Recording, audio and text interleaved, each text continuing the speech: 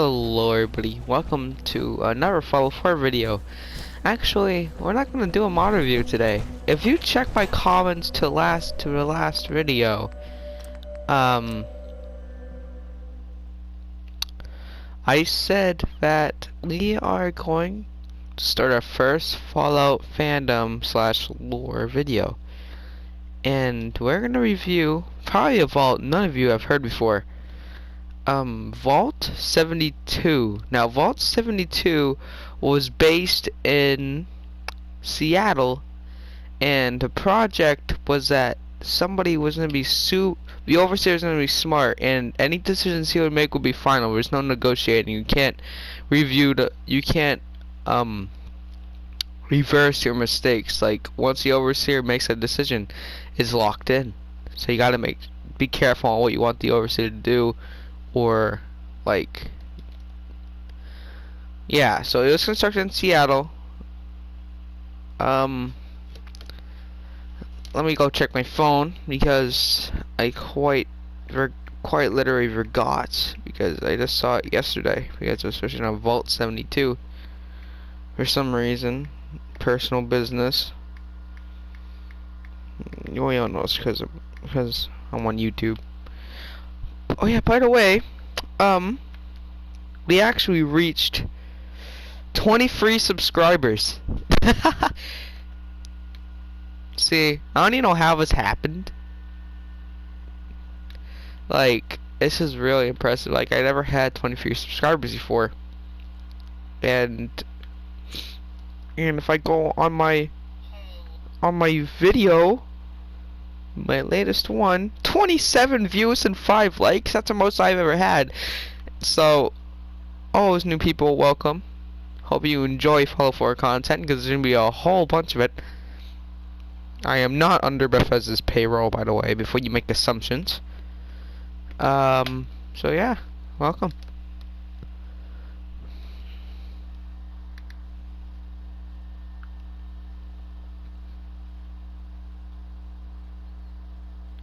So, let me read the fandom.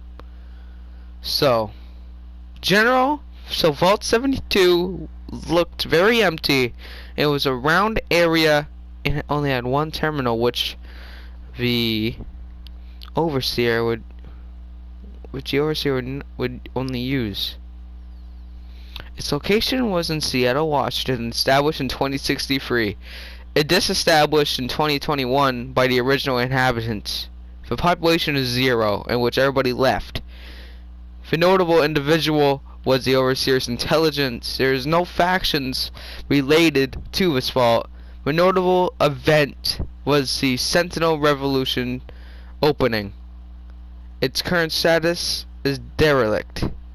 Vault 72 was an abandoned vault in Seattle, whose prior inhabitants founded Emerald City.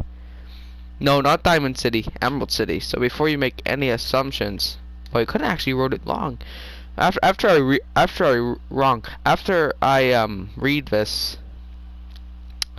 I'll just, I'll make some assumptions. Yeah, they could have spelled it wrong. The vault once contained vaulters who lived under a frow of autocratic overseer computers. Bad grammar.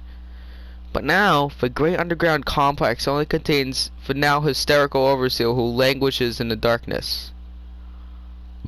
Uh-oh. Though Vault 72 was one of the later vaults to be constructed, its experiment was one of the first thought up by a brilliant but immortal minds of Vault-Tec. Vault 72 would be a control vault in essentially every way, but the overseer would be a supercomputer. That was a plan, at least.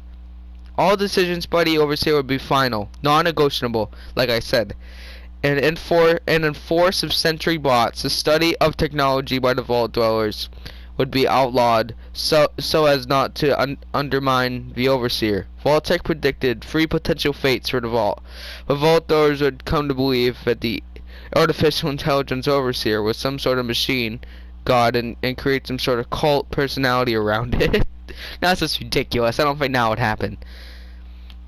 For lack of technological teachings would lead to no technicians or computer repairmen and progressive damage to the computer via radiation and send the vault into chaos, or the lack of technological teachings coupled with the autocratic rule in the vault would lead to a successful revolt from the vault dwellers. Vault-Tec went to work on Vault 72 quickly.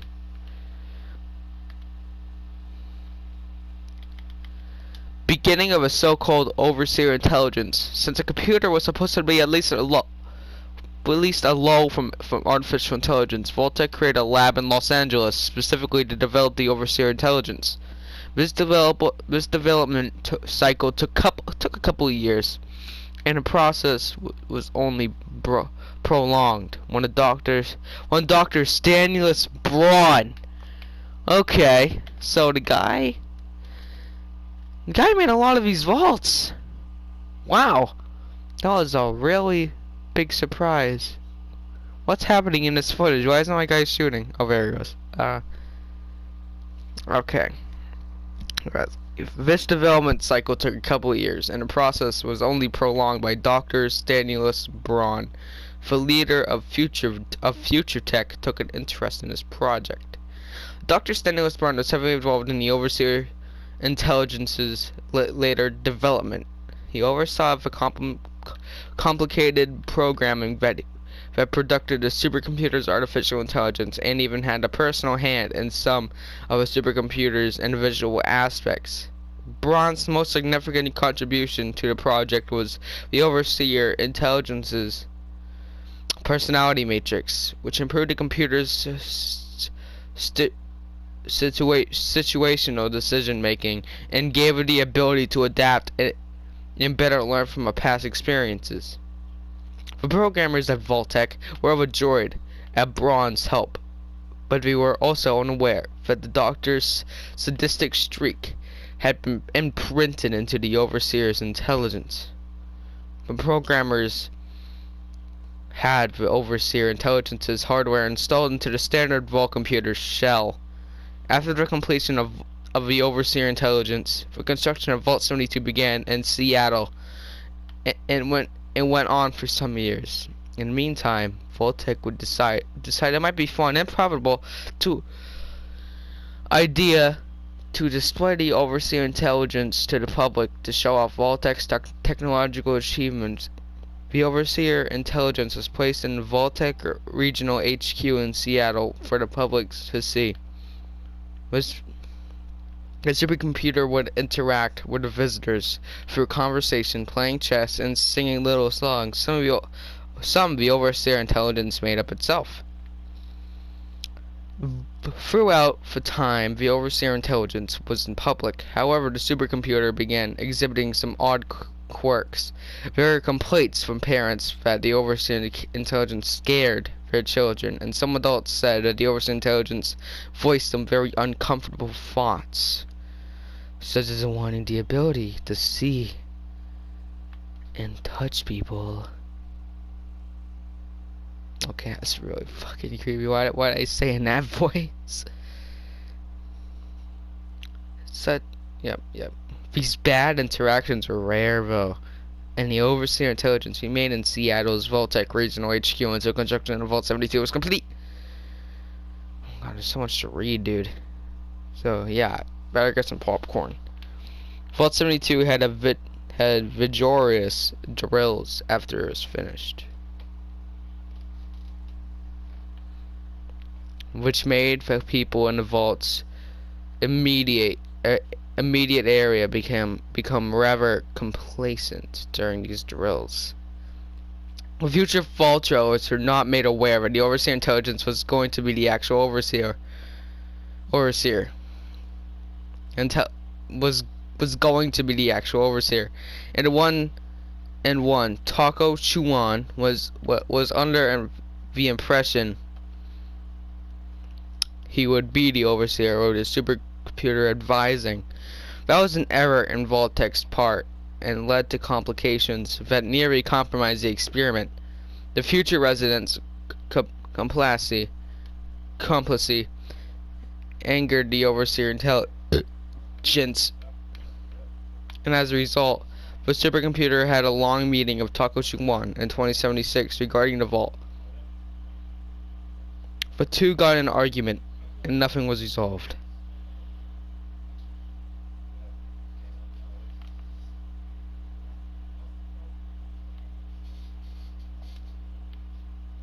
The Great War suddenly on October 23rd, 2027, and the Overseer Intelligence's fears were actually proved founded.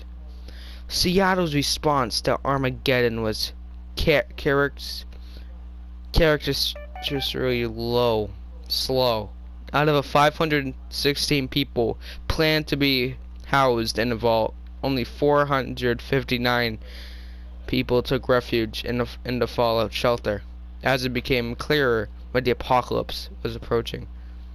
A surge of people not registered at Vault-Tec approached Vault 72. The people already inside the vault panicked and rushed to close the door.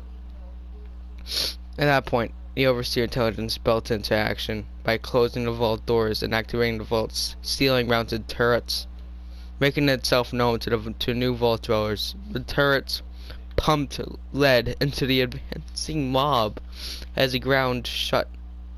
New vault dwellers sat mortified near the entrance.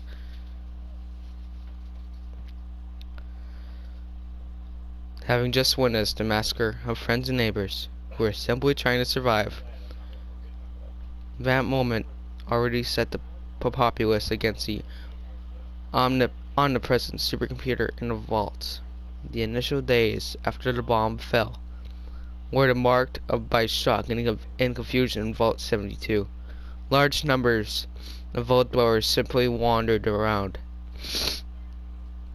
For the first week, as Takoshi-1 tried to assert himself as the Overseer to no success. The Overseer Intelligence bided its time in this respect, wanting to wait for the optimal moment to assert control instead of immediately seizing power like its creators had intended.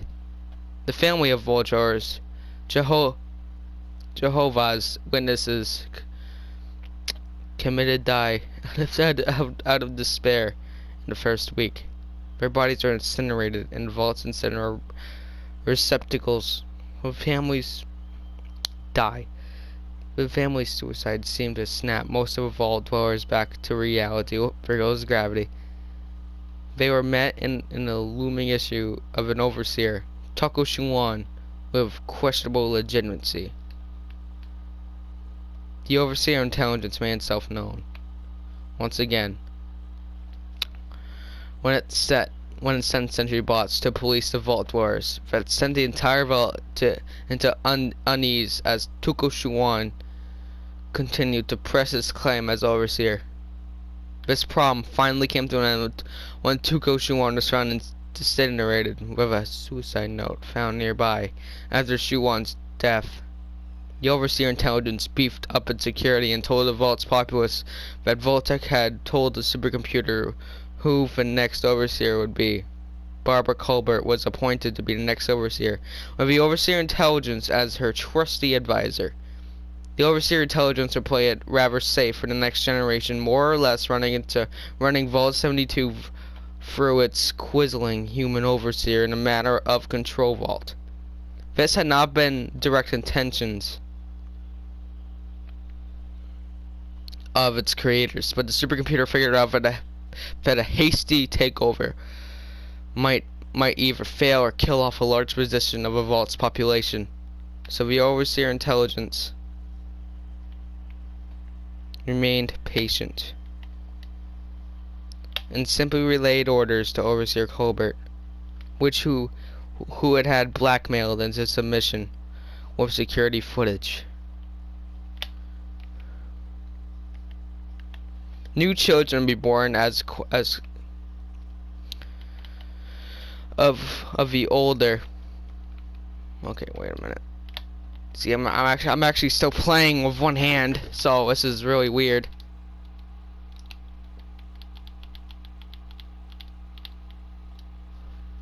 Sorry. Okay, I'm just gonna pause the game. I'll just read it off. new children were born to quite a few, as quite a few of the older media and post-war generation died off in the 2080s and 2090s.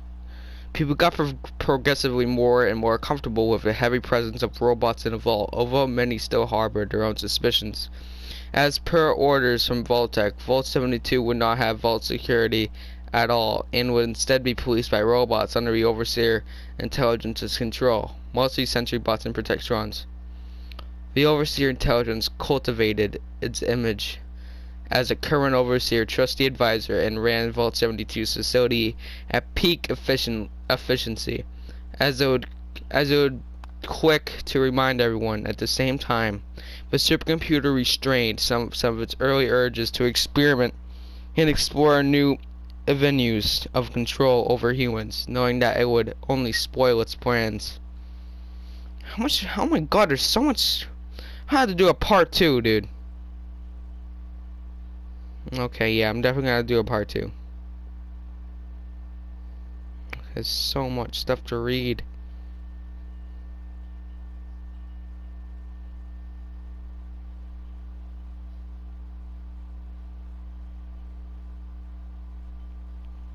Okay, I don't even know where I left off.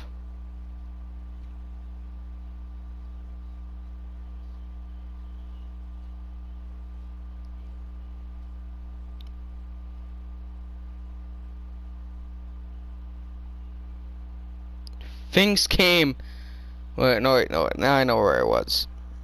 An early opponent of the Overseer Intelligence would arise in form of Peter Williams, a former mailman. Williams would originally come to prominence simply as a descendant who wanted to leave the vault.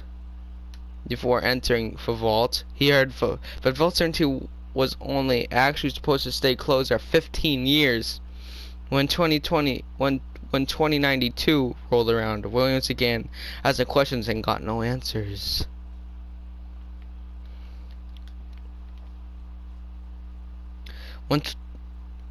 That made him and a couple people quite mad.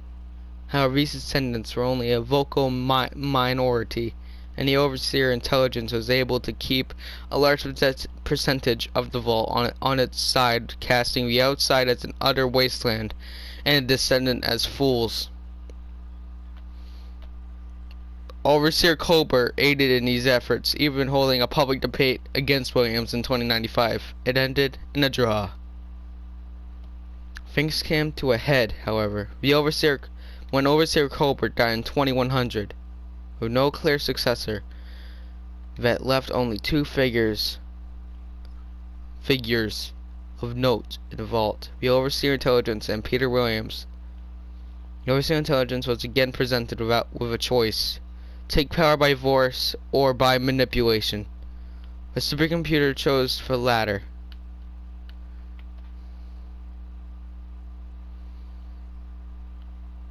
Calculating the risk of losing an election was better than possibly killing more than half of Vault 72's population. So Vault Intelligence made its intentions of becoming the Overseer known and accepted through possibility of an election.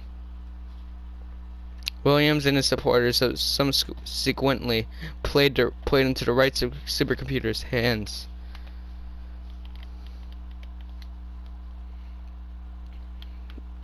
The run-up to the 2100 election was quite an event. The majority of a vault was uncomfortable.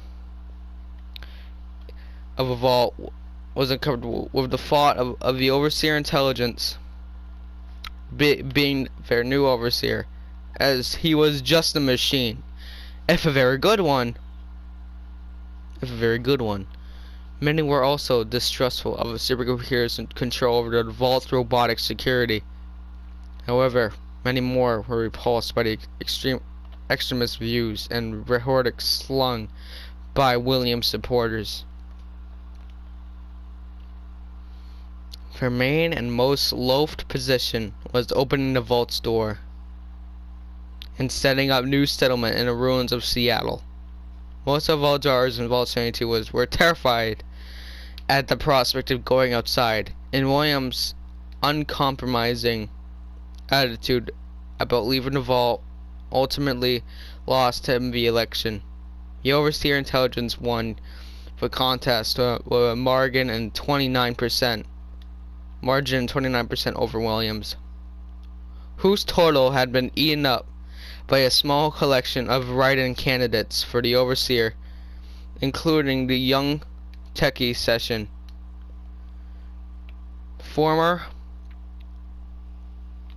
Is that legendary? Oh wait, hold up. Oh, where's my Magnum? Wait a minute, I gotta get this legendary. There we go.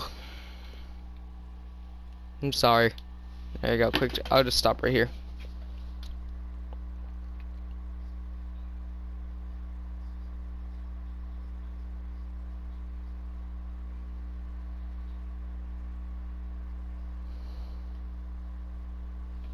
Margin 29% over Williams, whose total had been eaten up by a small collection of candidates. The Overseer included a young techie session, former homeless man, and PLA Corporal Dong Yu, and Williams' less extreme protege Martina Bollebrook. The election's aftermath nearly ended in a bloodbath. Williams' more radical supporters began taking up arms to rebel against the new Overseer, and the vault's robotic security force readied itself in kind. Casting itself a mediator, the Overseer Intelligence brought Williams to the table and presented him with a deal. He and his supporters leave the vault, never return. Williams blanched at essentially being exiled, but decided that ultimately it was his last best option. Williams took the offer in spring of 2100.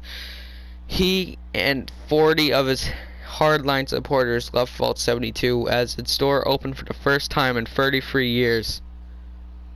Williams and his supporters were allowed to bring spare supplies of them and even their weapons.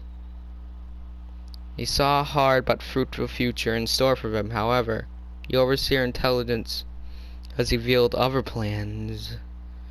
Just after the vault door closed, as Williams and his supporters made their way out of a small basement containing Vault 72's entrance, they are met with a sinister glare of robotic eyes. The sentry bots opened up on the group and massacred every single one of them.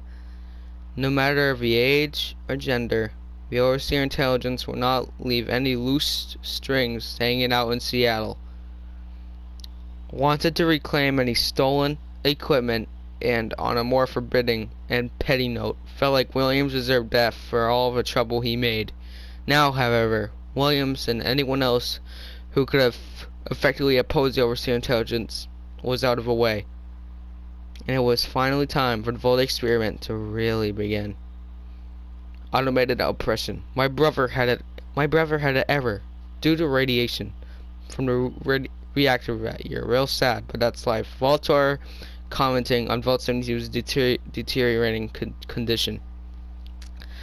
Life in Vault 72 was quite normally the next couple of years as the Overseer Intelligence solidified its position. Things are finally originally intended, but the Overseer Intelligence still proceeded with extensive caution after all. Had time to burn. The only really notable event in this time was death of Martina Bollebrook in a tragic incident with Vault 72's robotic security that was determined by no one's fault. The Overseer Intelligence uncharacteristically still apologized to Bollebrook's family personally, telling them that sometimes even we made mistakes, and promised to perform better in the future. That satisfied everyone except for Martina's brother, Nicola, whose family would go on to be a thorn in the Overseer Intelligence side generations to come. The day that boot really came down on the populace of Vault 72 was July 4th, 2107.